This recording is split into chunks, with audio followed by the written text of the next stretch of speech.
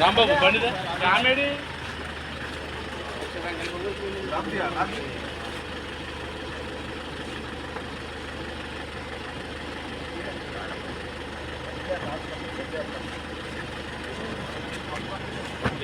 నువ్వెక్కే నువ్వే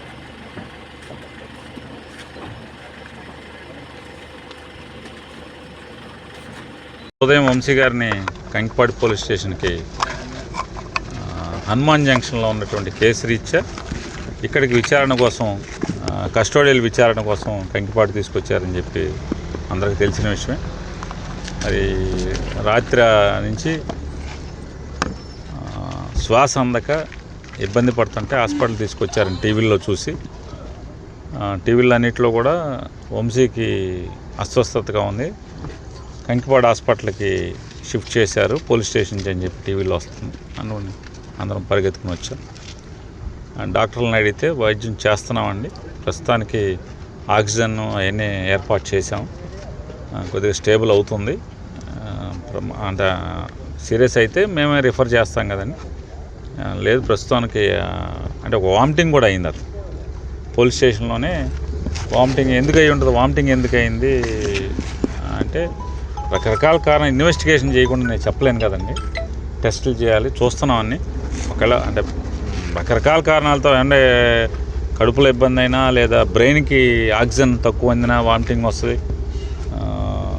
లంగ్స్లో కంజెషన్ ఉన్నా వస్తుంది, రకరకాల కారణాలు ఉంటాయి. ఏదన్నా నేను పొద్దున్న కల్లా ఇన్వెస్టిగేషన్ చేసి కానీ చెప్పలేము కారణం ఏంటనేది. ప్రస్తుతానికైతే ఆక్సిజన్ అయి పెట్టి ఇంజెక్షన్స్ అవన్నీ చేశాను, సెలైన్ పెట్టాను అని చెప్పారు. దాని మీద కొంచెం కుదుట పడిందని చెప్పని అంటే పోలీసు వారు కూడా సార్ ఆయన కస్టడీలో ఉన్నారు కాబట్టి మీరు బయటే ఉండాలి కాబట్టి అంటే సార్ పొద్దునే వద్దామని చెప్పని అందరం, ఆయన శ్రీమతి గారు కూడా ఇప్పుడు వెళ్ళారు, పొద్దున్నే మళ్ళీ వచ్చి ఎలా ఉంటుంది అనేది చూసుకుంటాకని చెప్పని. ప్రస్తుతానికైతే స్టేబుల్గా ఉందని చెప్పి డాక్టర్ గారు చెప్పారు. వంశీని కూడా దూరం నుంచి చూస్తే కిటికీలో చూస్తే ఆక్సిజన్ అవన్నీ పెట్టి ఉన్నాయి, సెలైన్ వెళ్తుంది, బాగుండాలని కోరుకుని. అట్లాగే ప్రభుత్వం వారిని కూడా, ఎవరైతే ప్రభుత్వాన్ని నడిపే వాళ్ళని కూడా కక్ష ఉంటే సంవత్సరం జైల్లో వేసుకోవాలి, కానీ మనిషిని తుదముట్టిచ్చేయడానికి లేదా మనిషిని చంపి తద్వారా ఆనందం పొందుదామని కనుక పైశాచిక ఆనందం పొందుదాం అనుకుంటే ఇంతకన్నా మీ ప్రభుత్వం లేదా ప్రభుత్వాన్ని నడిపేవాళ్ళు మీకే నష్టం, మీరే దిగజారుతున్నారు అనేది ప్రజల దృష్టిలో కూడా చూసుకోండి.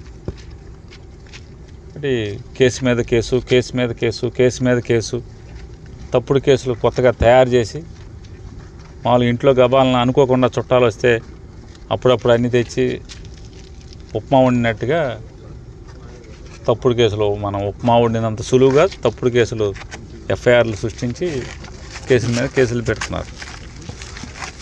కానీ ఆరోగ్యం బాగోనప్పుడు ఏ హాస్పిటల్కి వెళ్తే హాస్పిటల్లో బాగోపోయినా కూడా బాగుందని రాయించటం,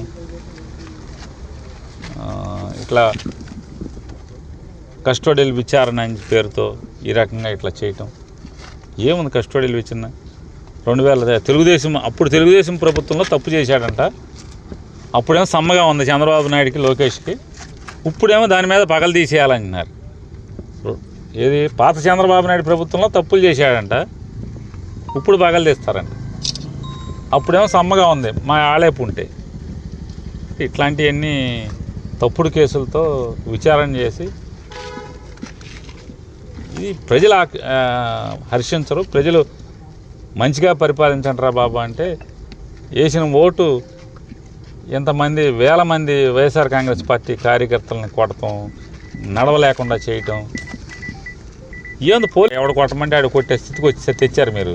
రేపైనా ఇట్టాగా ఉంటుంది అంటే జిల్లా హాస్పిటల్కి బెటర్ అంటే రేపు డాక్టర్ గారు కూడా రేపు కండిషన్స్ ఇన్వెస్టిగేషన్ చేసి ఆ రోజు అంటే రేపు ఉదయానికి ఆరోగ్య పరిస్థితిని బట్టి ఏం చేయాలి, ముందైతే ఇబ్బందికర పరిస్థితి నుంచి నిలబెట్టామని చెప్పి డాక్టర్ గారు చెప్పారు.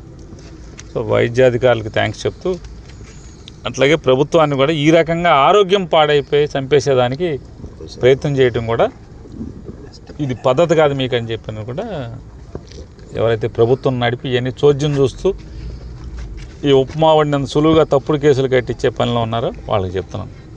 కేసులు కట్టుకోవటం వేరు, ఆరోగ్యం బాగున్నప్పుడు కనీసం హాస్పిటల్కి తీసుకెళ్లే పరిస్థితులన్నా ఉండాలనేది మా డిమాండ్.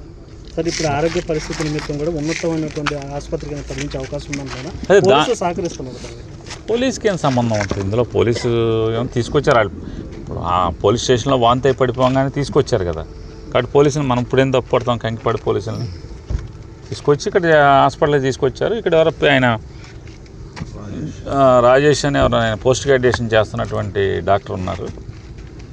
ఆయన ఇమీడియట్గా చెప్తున్నట్టు రెస్పాండ్ అయ్యాను సార్, నేను ఆక్సిజన్ సఫిషియెంట్గా పెట్టాను, బాగానే తీసుకుంటున్నారు ఆయన. సో పారామీటర్స్ అన్నీ కూడా మెల్లగా స్టేబుల్ అవుతున్నాయి, సెలైన్ పెట్టాను, దానికి కావాల్సిన మందులన్నీ కూడా పెట్టాను అని చెప్తున్నాడు. సాచురేషన్ లెవెల్స్ కూడా పడిపోయినట్టు చెప్తాను సార్, 90 వరకు వచ్చి పడిన తర్వాత ఇప్పుడు కొద్దిగా మెల్లగా ఇంప్రూవ్ అవుతుంది. మళ్ళీ చూస్తానండి. నేనైతే నాకు ఈ కేసులు ఈ కక్షలు మాకెందుకు ఉంటాయి సార్, మాకేం అవసరం. నేనైతే వంశీ గారిని శుభ్రం చేయటాకే ప్రయత్నం చేస్తున్నాను, నా శాయశక్తుల ప్రయత్నం చేస్తున్నాను. ప్రస్తుతానికి స్టేబుల్గా ఉన్నాడని చెప్తున్నాను. హలో, తెలుగు రాజ్యం ఛానల్ చూస్తున్నారా? సామాజిక రాజకీయ జీవన చిత్రణే తెలుగు రాజ్యం. అతిశయోక్తులు అసత్యాలు ఉండవు. రాజకీయ కోణం కాదు, ప్రజా కోణమే కొలబద్ద.